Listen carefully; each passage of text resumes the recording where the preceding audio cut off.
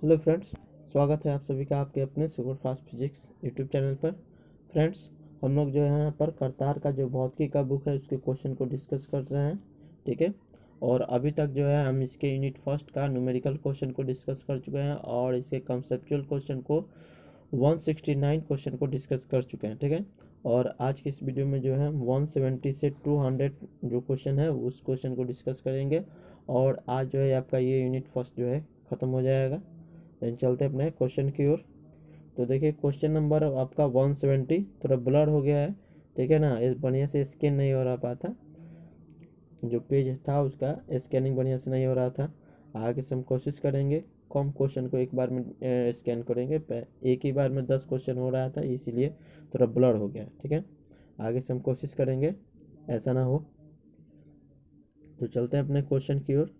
तो देखिए question number 170 आपका क्वेश्चन क्या कराए, एक कृत्रिम उपग्रह पृथ्वी के चारों ओर चक्कर लगा रहा है ना। ये आपका एक सैटेलाइट है जो अर्थ के चारों ओर जो है आपका चक्कर लगा रहा है। तो उसमें बैठे अंतरिक्ष यात्री यानी कि उसमें जो आपका एस्ट्रोनॉट है उसका वेट के बारे में पूछ रहा है। उसका भार क्या होगा, पृथ्वी पर के भार से अधिक, पृथ्वी पर के भार से कम, पृथ्वी पर के भार के बराबर या शून्य। ठीक है। तो देखिए इससे पहले दो वीडियो में जो है इस टाइप के क्वेश्चन को हम लोग डिस्कस कर चुके हैं अच्छी तरह से, है ना। कि जब भी कोई सैटेलाइट जो है आपका अर्थ के चारों ओर रिवॉल्व कर रहा है तो वो जो है आपका फ्री फॉल कंडीशन के अंतर्गत रहता है। ठीक है। और जब भी कोई बॉडी आपका फ्री फॉल में रहता है तो उसका जो वेट का होता है वो जीरो होता है। तो यहाँ पर जो है आपका क्या हो जाएगा, जब आपका सैटेलाइट जो है आपका मूव कर रहा है, रिवॉल्व कर रहा है चारों तरफ अर्थ के, तो ये जो है आपका फ्री फॉल में है। और फ्री फॉल में है तो इसमें जो आपका एस्ट्रोनॉट है वो भी फ्री फॉल में है, जिसके कारण उसका वेट क्या होगा, जीरो होगा। ठीक है। तो ऑप्शन नंबर डी हो जाएगा सही। ओके। अब क्वेश्चन नंबर आपका 171 नंबर देखते हैं। क्वेश्चन नंबर 171 क्या बोल रहा है कि निम्नलिखित में सरल आवर्त गति के लिए आवश्यक एवं पर्याप्त बंधन कौन सा है, यानी कि आपका सिंपल हार्मोनिक कहने के लिए पर्याप्त जो आपका कंडीशन है वो क्या है। स्थिर आवर्तकाल यानी कि कांस्टेंट टाइम पीरियड, स्थिर त्वरण कांस्टेंट एक्सेलरेशन, त्वरण एवं मध्य स्थिति के बीच विस्थापन में समानुपाती होना, है ना। यानी कि एक्सेलरेशन और मीन पोजीशन के बीच विस्थापन में समानुपाती होना। और डी ऑप्शन क्या बोला है, प्रत्यानयन बल यानी कि रीस्टोरिंग फोर्स मीन स्थिति के बीच विस्थापन में समानुपाती होना।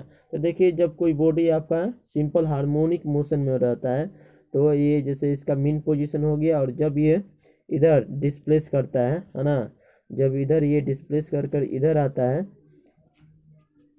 तो इस पर जो है रीस्टोरिंग फोर्स इस डायरेक्शन में लगता है। जब कोई बॉडी इधर डिस्प्लेस करता है तो इस पर रीस्टोरिंग फोर्स उल्टे डायरेक्शन में लगता है। यानी कि जो आपका रीस्टोरिंग फोर्स है वो डायरेक्टली प्रोपोर्शनल होता है नेगेटिव ऑफ डिस्प्लेसमेंट, है ना, negative of displacement from mean position. तो आपका ऑप्शन नंबर डी जो है यहाँ पर वह करेक्ट होगा। यानी कि जो आपका रीस्टोरिंग फोर्स है वह है मध्य स्थिति के बीच विस्थापन में समानुपाती होगा। ठीक। तो आपका ऑप्शन नंबर यहाँ पर डी जो है सही होगा। सरल आवर्त गति कर रहे एक कण की ऊर्जा समानुपाती होती है।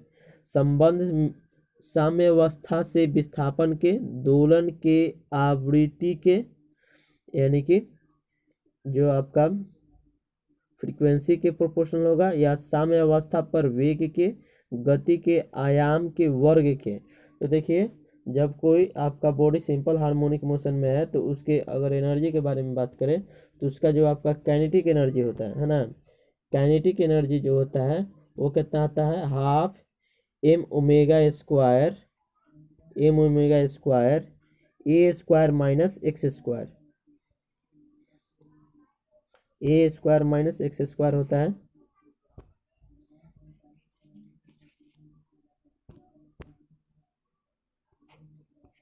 ए square minus x square,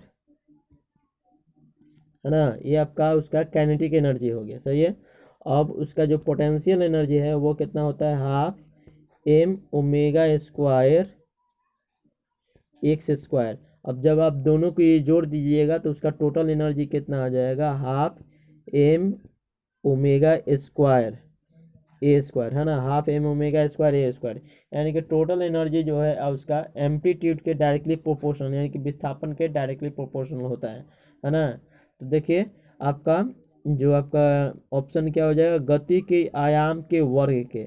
option number जो इसका डी जो है आपका सही होगा, option number D. Option number D में देखिए गति के आयाम के वर्ग के बोल रहा है ना, आयाम यानी कि वही डिस्प्लेसमेंट के स्क्वायर के, यानी कि आपका टोटल जो एनर्जी होता है, जो कोई बॉडी सिंपल हार्मोनिक मोशन में है तो उसका जो टोटल एनर्जी होता है वो एम्पलीट्यूड के स्क्वायर के प्रोपोर्शनल होता है। तो ऑप्शन नंबर जो डी हो जाए आपका सही होगा। चलते हैं अपने अब नेक्स्ट क्वेश्चन की ओर। नेक्स्ट क्वेश्चन देखिए क्या बोल रहा है, एक खोखला गोला जिसमें पारा भरा हुआ है एक तार से लटकाकर एक सरल लोलक बनाया गया, यदि थोड़ा पारा निकाल दिया जाए तो लोलक का आवर्तकाल पूछ रहा है। यानी कि कोई आपका एक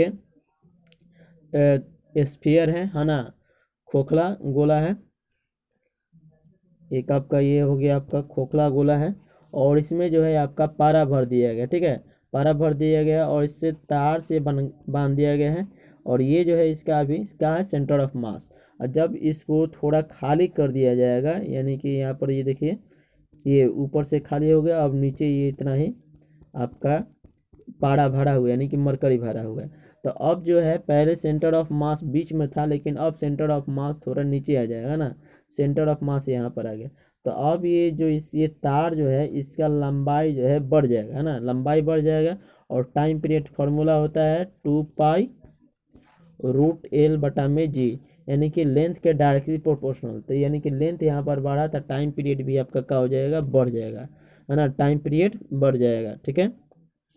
तो आपका ऑप्शन नंबर जो है आपका बी हो जाएगा कि बढ़ेगा, ठीक है। अब देखिए क्वेश्चन नंबर आपका 174 में क्या बोल रहा है कि एक रेलगाड़ी की छत से लटके हुए लोलक का आवर्तकाल जिस समय रेलगाड़ी स्थिर है टी है ना। जब आपका एक रेलगाड़ी स्थिर है उस समय जो है एक रेलगाड़ी के सीलिंग से है एक सिंपल पेंडुलम लटका दिया गया है, उसका टाइम पीरियड कितना है, टी है, ठीक है। यदि रेलगाड़ी एक समान त्वरण ए से स्थिर होती है, त्वरित होती है तो दोलन काल।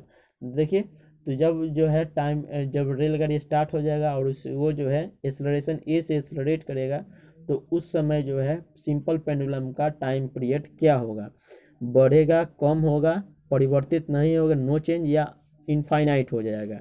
तो देखिए जब आपका ये आपका ट्रेन में ये आपका सिंपल पेंडुलम हो गया, ये आपका अभी जो है ट्रेन रुकी हुई है तो इस समय इसका टाइम पीरियड कितना हो जाएगा, टी हो जाएगा।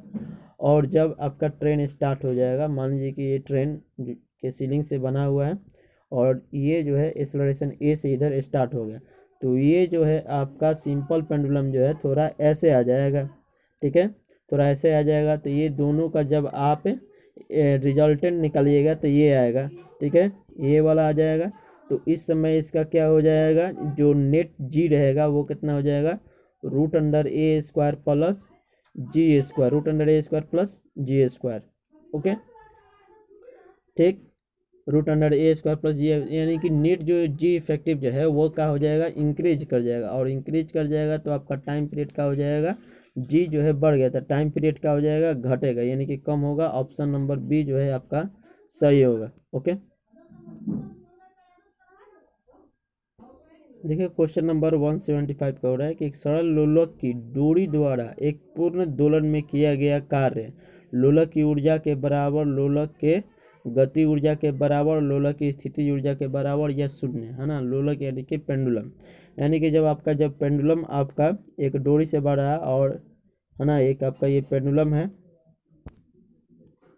ठीक, और ये जो आपका जो है स्वीप कर रहा है ना ऐसे, तो इसके द्वारा किया गया कार्य पूछ रहा है। तो इसके द्वारा किया गया कार्य क्या हो जाएगा, 0, बिकॉज आपका जानते हैं ये आपका रेडियस की तरह काम करेगा, डिस्प्लेसमेंट इधर, दोनों के बीच में कोण 90 डिग्री, तो आपका जो है वर्क डन क्या हो जाएगा, 0 हो जाएगा, है ना, वर्क डन आपका 0 हो जाएगा। और 176 नंबर, सरल लोलक के लिए एल एवं टी का ग्राफ, तो टाइम पीरियड का फॉर्मूला 2π√L/g, है ना, √L/g। और जब इसको जब स्क्वायर करिएगा तो टी स्क्वायर प्रोपोर्शनल हो जाएगा एल के, है ना, टी स्क्वायर प्रोपोर्शनल हो जाएगा ये एल के, वाई स्क्वायर बराबर 4ax, है ना, वाई स्क्वायर बराबर 4ax, यानी कि वाई स्क्वायर जो है प्रोपोर्शनल होता है एक्स के। ये आपका ग्राफ किसका होता है, पाराबोला का, है ना, पाराबोला का। ये उसी की तरह है ना, ये उसी की तरह है, टी स्क्वायर प्रोपोर्शनल एल के और वाई स्क्वायर प्रोपोर्शनल एक्स के। तो आपका ये जो है एक ग्राफ इसका क्या हो जाएगा, परबोला यानी कि पाराबोला की तरह हो जाएगा। Option number B. Question number 177 number देखिए, क्वेश्चन क्या बोल रहा है कि सरल आवर्त गति करता हुआ एक कण जब मध्य स्थिति से गुजरता है तो इसकी स्थितिज ऊर्जा अधिकतम होती है, गतिज ऊर्जा अधिकतम होती है, गतिज ऊर्जा न्यूनतम होती है, त्वरण अधिकतम होता है। यानी कि जब कोई बॉडी सिंपल हार्मोनिक मोशन कर रहा है ना, सिंपल हार्मोनिक मोशन में है, और जब वो जो है मीन पोजीशन से क्रॉस करता है तो उस समय जो है वो उसका क्या अधिकतम होता है। तो जब कोई बॉडी जब सिंपल हार्मोनिक मोशन में है और जब मीन पोजीशन से क्रॉस करता है तो वहाँ पर उसका वेलोसिटी जो है मैक्सिमम रहता है। वेलोसिटी मैक्सिमम होने के कारण उसका जो है काइनेटिक एनर्जी क्या होता है, मैक्सिमम होता है। ठीक है, काइनेटिक एनर्जी क्या होगा, मैक्सिमम। गतिज ऊर्जा अधिकतम होगा। ऑप्शन नंबर बी जो है आपका सही हो जाएगा। अब नेक्स्ट क्वेश्चन देखते हैं 178 यदि एक सरल लोलक को पृथ्वी की सतह से खान में ले जाया जाए तब इसका दोलन काल यानी कि टाइम पीरियड, यदि किसी सिंपल पेंडुलम को किसी माइन में ले जाया जाए तो उसका टाइम पीरियड पर क्या इफेक्ट पड़ेगा। तो देखिए माइन जब यानी कि अर्थ के सरफेस से जब हम नीचे जाएंगे तो जी इफेक्टिव जो है घटेगा, जी इफेक्टिव घटेगा तो टाइम पीरियड आपका क्या हो जाएगा, बढ़ जाएगा। यानी ऑप्शन नंबर बी जो है आपका सही हो जाएगा। Option B. 179 यदि सरल आवर्त गति कर रहे एक कण की कुल ऊर्जा ई है तथा इसके कंपन का आयाम ए है तो ई एवं ए की बीच संबंध, यानी कि कोई बॉडी आपका सिंपल हार्मोनिक मोशन कर रहा है और उसका टोटल एनर्जी कितना है आपका ई है और उसका एम्पलीट्यूड कितना है ए है, तो उसका वो इसमें से कौन सा ऑप्शन होगा। तो देखिए E directly proportional to A और E proportional to A square, E proportional to 1/a और ई प्रोपोर्शनल 1/a स्क्वायर। तो देखिए ये क्वेश्चन जो है कभी कभी एक और ऑप्शन के साथ मिलता है, ये जो है आपका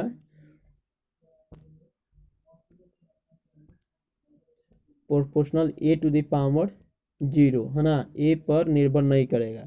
ये कभी कभी ये भी ऑप्शन आ जाता है। ठीक है, यानी कि जो आपका टोटल एनर्जी जो रहता है सिंपल पेंडुलम का वो जो है ऑलवेज कांस्टेंट रहता है ना, वो आपका ऑलवेज कांस्टेंट रहता है।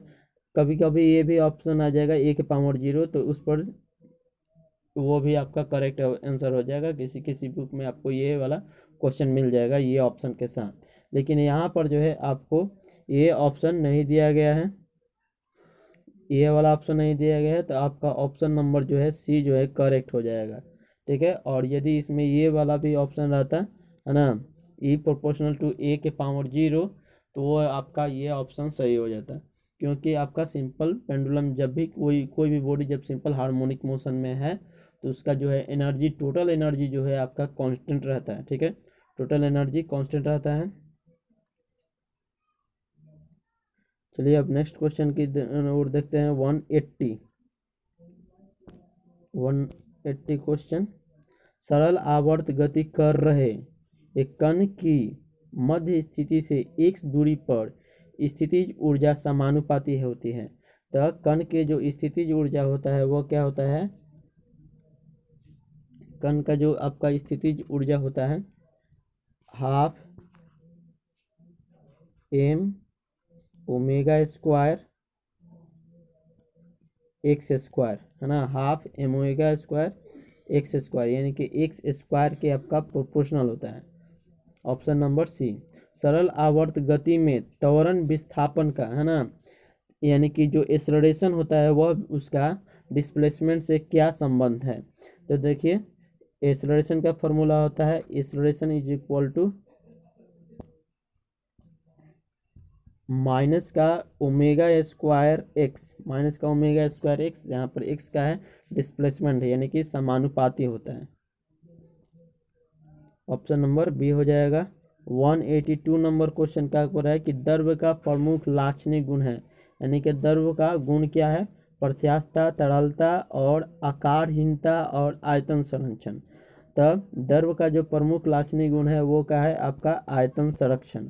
ऑप्शन नंबर जो है डी हो जाएगा, उसका जो वॉल्यूम जो है ऑलवेज कंजर्व रहेगा। ठीक है। तैरते हुए पिंड की अस्थायी संतुलन के लिए किसका प्लवन केंद्र यानी कि फ्लोटिंग सेंटर जो रहता है वो कहाँ होना चाहिए। इसके गुरुत्वीय केंद्र के ऊर्ध्वाधर दिशा के ऊपर, इसके गुरुत्वीय केंद्र से ऊर्ध्वाधर नीचे यानी कि वर्टिकली नीचे, इसके गुरुत्वीय केंद्र यानी कि ग्रेविटेशनल सेंटर के साथ क्षैतिज रेखा पर, कभी कहीं भी हो सकता है ना। तो देखिए कोई बॉडी यदि फ्लोट कर रहा है तो उसका जो फ्लोटिंग सेंटर होगा वो जो है ग्रेविटेशनल सेंटर के ठीक वर्टिकली ऊपर होता है ना, यानी कि इसके गुरुत्वीय केंद्र के ऊर्ध्वाधर दिशा में ऊपर, यानी ऑप्शन नंबर जो ए जो है इसका सही हो जाएगा। 184 पानी से भरे हुए एक जार में बर्फ का एक टुकड़ा तैर रहा है, जिस समय बर्फ पिघल जाती है तब पानी का तल, देखें जब आपका जो है क्या बोल रहा है कि आपका ये वाटर है और इसमें जो है आपका बर्फ तैर रहा है, तो ये बर्फ जब पिघल जाएगा तो वाटर लेवल पर क्या इफेक्ट पड़ेगा। तो जब आपका बर्फ पिघल जाएगा तो वो वाटर लेवल पर कुछ इफेक्ट नहीं पड़ेगा। ठीक है, बिकॉज आपका जो है ये जब इसका भी जो है डेंसिटी कम रहता है ना, इसका डेंसिटी बर्फ का कम रहता है और वाटर का डेंसिटी ज़्यादा रहता है। तो ये जो है अभी इसका आयतन ज़्यादा है, लेकिन जब पिघलेगा तो वो वाटर के डेंसिटी के बराबर हो जाएगा, जिसके कारण ये इतना ही जितना जगह ये नीचे है इसी में आपका ये पूरा बर्फ समा जाएगा, यानी कि पिघलने के बाद तो इसके डेंसिटी पर कोई फर्क नहीं पड़ता है, सॉरी इसके वाटर लेवल पर कोई इफेक्ट नहीं पड़ता है। ठीक है, तो यानी कि वाटर लेवल में कोई परिवर्तन नहीं होता है, यानी ऑप्शन नंबर जो सी जो है इसका करेक्ट हो जाएगा। 185 नंबर क्वेश्चन, हाइड्रोजन से भरे हुए एक गुब्बारे द्वारा निम्न में से किसको उठाना अधिक सरल होगा, है ना। हाइड्रोजन के गुब्बारा से जो बैलून होगा, हाइड्रोजन बैलून से किसको उठाना अधिक सरल होगा। 1 किलोग्राम स्टील, हल्के दबाए गए 1 किलोग्राम पंख, 1 किलोग्राम पानी, ये सभी एक साथ, है ना। तो देखिए आपका जो है यहाँ पर बायोंट फोर्स का कंसेप्ट है, बायोंसी, है ना, उत्प्लावन बल, एक हल्के दबे गए 1 किलोग्राम पंख, है ना, ये आपका ज़्यादा जो है आपका वॉल्यूम इसका ज़्यादा होगा, इसका ज़्यादा एरिया होगा, है ना। तो ये जो है इसको हाइड्रोजन बैलून से आसानी से उठाया जा सकता है, बिकॉज जो अगल बगल का जो भी एयर रहेगा वो जो है एयर जो है इस पर भी एक बायोंट फोर्स लगाएगा, है ना, उत्प्लावन बल लगाएगा, जिसके कारण जो है यहाँ पर 2 बल काम करेगा, हाइड्रोजन बैलून खींचेगा भी ऊपर और ये आपका बायोंट फोर्स इसको ऊपर की ओर धक्का देगा, तो दोनों काम 2 बल लगेगा, जिसके कारण जो है इसको 1 किलोग्राम पंख को उठाना आसान रहेगा। ठीक है, तो ऑप्शन नंबर 20 का जो है सही हो जाएगा। एक वायुमंडल यानी कि 1 एटमॉस्फेयर क्या है, 1 एटमॉस्फेयर दाब का मात्रक है, बल का मात्रक है, वायु संरचना के बारे में संकेत देता है, वह ऊंचाई है जिस पर वायु नहीं है ना। तो 1 एटमॉस्फेयर का है आपका प्रेशर का यूनिट, है ना, यानी कि दाब का मात्रक है 1 एटमॉस्फेयर। 186 का ऑप्शन नंबर ए हो जाएगा आपका, सही है। अब 187 नंबर, वायुमंडलीय दाब में अचानक कमी का संकेत मिलता है, तो क्या आपका वायुमंडल यानी कि एटमॉस्फेरिक प्रेशर एक बैग, है ना, एकाएक यदि कम हो जाए एटमॉस्फेरिक प्रेशर तो क्या होगा, वो क्या का संकेत देता है, वर्षा का, साफ मौसम का, या तूफान के, शीतलहर का। तो वो जो है आपका तूफान का संकेत देता है। 187 का आपका ऑप्शन नंबर बी जो है आपका सही हो जाएगा।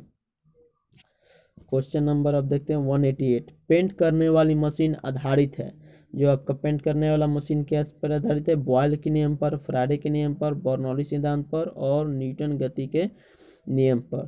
तो ये आपका बर्नौली के नियम पर आधारित है ना। पेंट करने वाला जो मशीन होता है वो आपका बर्नौली के नियम पर आधारित है। आप जब है वो उसमें से जब हवा जो है जब बाहर निकलती है हाई स्पीड से, है ना, हाई स्पीड से,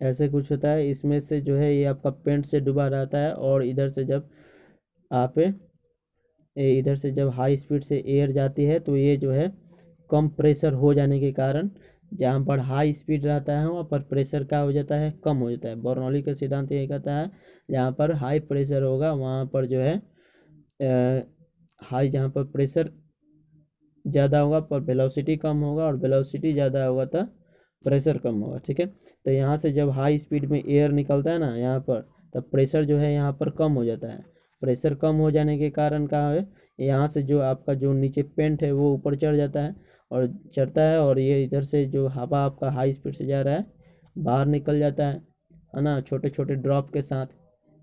और वो ड्रॉप आपका वही जो है आपका पेंट होता है। ठीक है, तो ये आपका बर्नौली के सिद्धांत पर काम करता है। एल्कोहल पानी से अधिक उड़नशील है ना, वो जल्दी इवोपरेट हो जाता है। क्यों हो जाता है? इसका क्वथनांक यानी कि बॉइलिंग पानी से कम है, बॉइलिंग पॉइंट। ये एल्कोहल का बॉइलिंग पॉइंट पानी से कम है। यह एक कार्बनिक द्रव है और इसका हिमांक यानी कि फ्रीजिंग पॉइंट है ना, आइस पॉइंट पानी से कम है। उपरोक्त में से कोई नहीं। तो देखिए एल्कोहल जो है जल्दी इवापोरेट हो जाता है क्योंकि इसका जो है बॉइलिंग पॉइंट जो है कम हो जाता है, कम रहता है। अल्कोहल का बॉइलिंग पॉइंट वाटर से कम होता है जिसके जिसके कारण कम ही टेम्परेचर पर ये जो है इवापोरेट कर जाता है, वेपर बन जाता है। तो आपका ऑप्शन नंबर जो है इसका ए जो है सही होगा। चलिए 190 नंबर क्वेश्चन क्या बोल रहा है कि परिवर्तनीय व्यास की एक क्षैतिज नली में एक द्रव प्रवाहित हो रहा है, दाब कम होगा जहां पर, यानी कि वही है आपका एक डिफरेंट रेडियस का, है ना,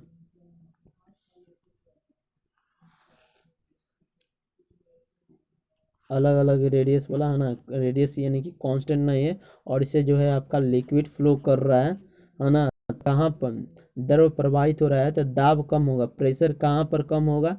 तो अभी हम लोग उस पर डिस्कस किए कि प्रेशर कहाँ कम रहता है? जहाँ पर वेलोसिटी हाई रहता है, यानी कि ऑप्शन जो है बी ज़्यादा होगा।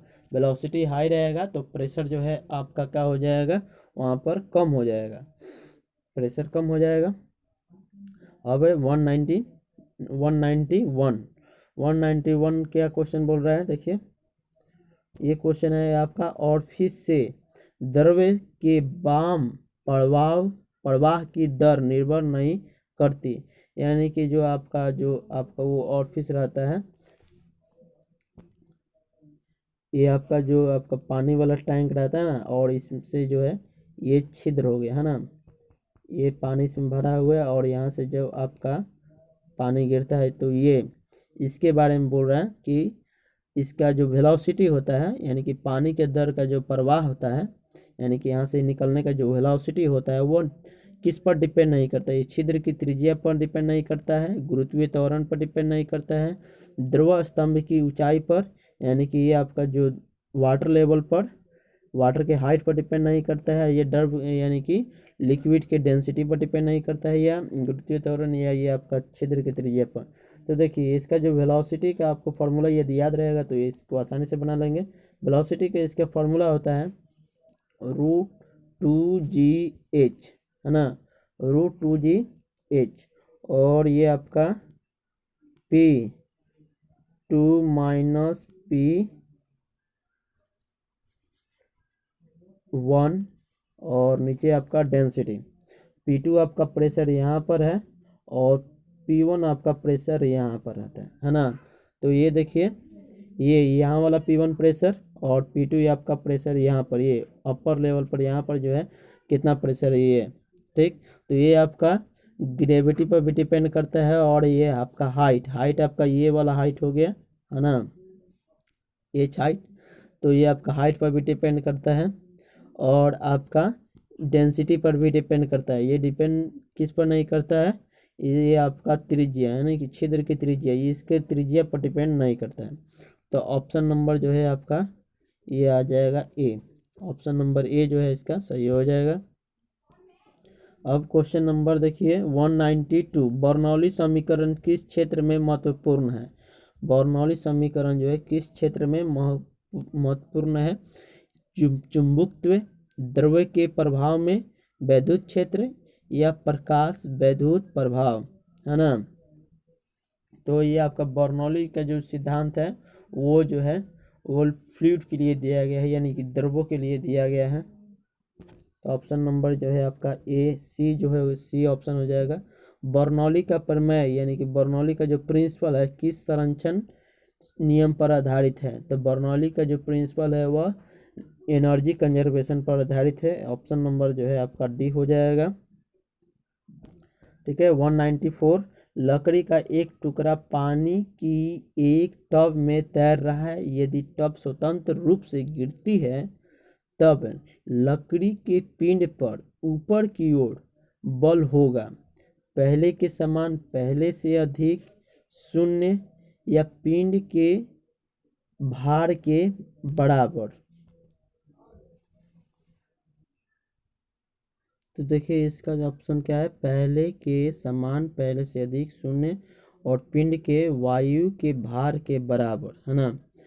तो यदि टब में है और टब में वो तैर रहा है, ठीक है, और जब टब जो है स्वतंत्र रूप से गिर रहा है तो उस पर जो है आपका जो अपवर्ड फोर्स होगा, पहले तो जो है वाटर में था तो उस जो आपका वाटर जो था उस पर उत्प्लावन बल यानी कि बाउंस फोर्स लगा रहा था ऊपर की ओर, और जब गिर रहा है तो क्या होगा, फोर्स जो है अब ऊपर की ओर क्या लगेगा, ज़्यादा लगेगा कम लगेगा। आपका बुक में ऑप्शन नंबर जो है आपका बी दिया हुआ है इसका आंसर। अब बुक में ऑप्शन नंबर बी दिया हुआ है, हमको इसको अभी क्लियर नहीं हुआ है, ठीक है। अगर आपको क्लियर होता है तो आप कमेंट जरूर करें, और इस क्वेश्चन को जो है हम लोग अगले वीडियो में भी डिस्कस कर लेंगे, ठीक है। अभी आगे चलते हैं, यदि आपको ये क्वेश्चन क्लियर है तो कमेंट जरूर करें, ठीक है।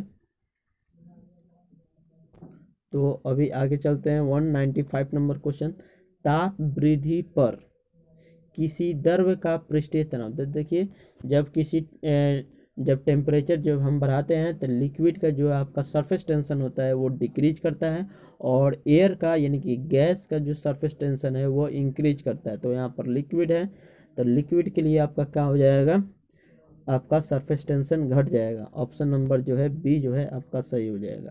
कोई द्रव्य एक ठोस की सतह को गीला नहीं करेगा यदि स्पर्श कोण, है ना, एंगल ऑफ कांटेक्ट आपका 0, 45 डिग्री, न्यून कोण और अधिक कोण। तो देखिए मिनिस्कस से है ना, लिक्विड मिनिस्कस, ये आपका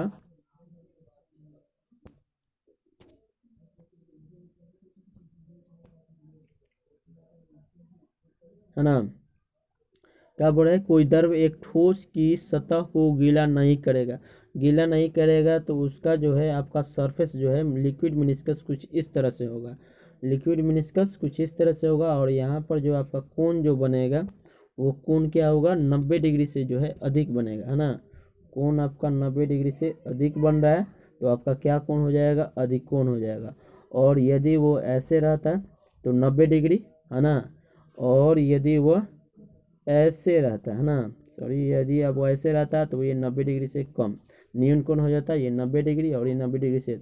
और यदि आपका सरफेस जो है आपका सतह जो है आपका गीला नहीं हो रहा है तो ये आपका उसका, और इसका सरफेस कैसा है, उत्तल सरफेस है यानी कि कन्वेक्स, ठीक है ना, कन्वेक्स इसका सरफेस जो है आपका कन्वेक्स है, ठीक है। तो इसका आपका ऑप्शन नंबर जो है डी हो जाएगा। किस नली में पारे का मिनिस्कस होता है। ये देखिए पारे का मिनिस्कस कैसा होता है, तो पारा भी जो है आपका वह जो सतह है ना, उसको गीला नहीं करता है। तो उसका भी जो आपका कोण जो होगा अधिकोण होगा, और अधिकोण का जो सतह होता है वो कैसा बनता है आपका उत्तल, है ना। तो ऑप्शन नंबर जो है ए हो जाएगा इसका। 198, एक पतली नली में द्रव अधिक चढ़ने का कारण, है ना। द्रव अधिक चढ़ने का क्या कारण है ना। यानी कि एक पतला आपका कैपिलरी ट्यूब है, उसमें जो है द्रव अधिक चढ़ रहा है, तो उसका क्या कारण है। ये आपका तो हाइट का फॉर्मूला क्या होता है 2s by rho G R. Rho G R आपके कैपिलरी ट्यूब का रेडियस है, और रो इसका लिक्विड का डेंसिटी है, और आपका एस जो है सरफेस टेंशन ऑफ लिक्विड है, ठीक है। तो आपका इसमें जो है बोल रहा है कि लिक्विड राइज कर रहा है, लेकिन अधिक राइज करने का क्या कारण है, तो आपका त्रिज्या का अधिक होना, पृष्ठीय तनाव का कम होना, पृष्ठीय तनाव अधिक होना, या त्रिज्या कम होना। तो देखिए यहाँ पर जो है हाइट जो है एस के डायरेक्टली प्रोपोर्शनल है सरफेस टेंशन और रेडियस के इन्वर्सली, है ना। तो रेडियस का हो जाएगा आपका रेडियस जो होगा कम हो जाएगा, अधिक चल रहा है यानी कि रेडियस का कम होना, यानी कि ऑप्शन नंबर डी हो जाएगा, है ना, ऑप्शन नंबर डी। लेकिन कोई कहेगा कि ये पृष्ठीय तनाव का अधिक है ना, हाइट तो आपका सरफेस टेंशन से डायरेक्टली प्रोपोर्शनल है, तो पृष्ठीय तनाव का अधिक होना भी ये ऑप्शन हो सकता है। लेकिन क्वेश्चन में क्या बोल रहा है देखिए कि एक पतली नली में द्रव अधिक चढ़ने का कारण क्या है ना। यदि हमें दो कैपिलरी ट्यूब लेते हैं सेम लिक्विड में, है ना, तो सरफेस टेंशन पर तो वहाँ पर डिपेंड नहीं करा। एक में मान लीजिए कि एक में कुछ चढ़ा, ठीक है ना, एक में कुछ चढ़ा और दूसरे में ज़्यादा चढ़ गया, है ना, दूसरे ट्यूब में जो है ज़्यादा चढ़ गया, वाटर का जो लिक्विड लेवल है ज़्यादा चढ़ गया, इसमें कम है। तो क्या रीजन है यहाँ पर, तो यहाँ पर तो लिक्विड चेंज नहीं हो रहा है, लिक्विड चेंज नहीं हो रहा है तो सरफेस टेंशन सेम है। तो यहाँ पर जो है चेंज हो रहा है वो क्या है, रेडियस चेंज हो रहा है, और लिक्विड का लेवल जो है राइज कर रहा है, तो रेडियस क्या होगा, कम होगा, है ना, बिकॉज वो इन्वर्सली प्रोपोर्शनल है। तो ये आपका ऑप्शन नंबर जो है आपका डी सही होगा। चलते हैं अपने नेक्स्ट क्वेश्चन 199, यदि केश नली का व्यास 2 गुना कर दिया जाए तो केश नली में पानी की ऊंचाई होगी। तो देखिए रेडियस की इन्वर्सली प्रोपोर्शनल है, तो यदि रेडियस को दुगुना किया जाएगा तो हाइट का हो जाएगा आधी हो जाएगा, ऑप्शन नंबर बी। और यदि 200 नंबर जो क्वेश्चन है, और ये लास्ट क्वेश्चन है, पानी की दो छोटी बूंदें मिलकर एक बड़ी बूंद बनाती है, इस प्रक्रिया में ऊर्जा मुक्त होती है, ऊर्जा अवशोषित होती है, न मुक्त न अवशोषित होती है, या इनमें से कोई नहीं।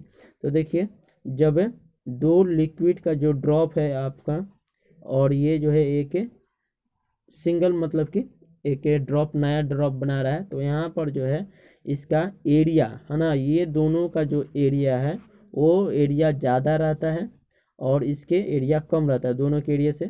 और जो आपका एनर्जी का फार्मूला होता है यानी वर्क डन का फार्मूला होता है surface tension into change in area, है ना। तो एरिया इसका घट जाता है और इसका एरिया जो है ज़्यादा रहता है, इसका एरिया कम रहता है, जिसके कारण इसके पास एनर्जी ज़्यादा है, इसके पास एनर्जी कम है ना। तो change in energy final minus initial, तो यहाँ पर इसका एनर्जी ज़्यादा है कम है, तो कुछ एनर्जी क्या हो गया, रिलीज हो गया, मुक्त हो गया, यानी कि ऊर्जा मुक्त होती है। ऑप्शन नंबर जो है आपका ए सही होगा। तो ठीक है फ्रेंड्स, हम लोग जो है यूनिट फर्स्ट को टोटल न्यूमेरिकल और कॉन्सेप्चुअल क्वेश्चन को डिस्कस कर चुके हैं, और आगे जो है हम इस सीरीज को जारी रखेंगे, और नेक्स्ट जो आपका वीडियो आएगा वो जो है थर्मल फिजिक्स पर होगा, ठीक है। तो मिलते हैं अगले वीडियो में। आपको क्वेश्चन कैसा लग रहा है, ठीक है, इसके बारे में कमेंट करना है और अपने फ्रेंड सर्कल में शेयर करना है। व्हाट्सएप ग्रुप से जुड़ जाएंगे जिसका लिंक जो है डिस्क्रिप्शन में दे दीजिएगा, वहाँ पर आपको PDF मिलेगा और उसको प्रैक्टिस करते रहना है, ठीक है। तो ओके, बाय।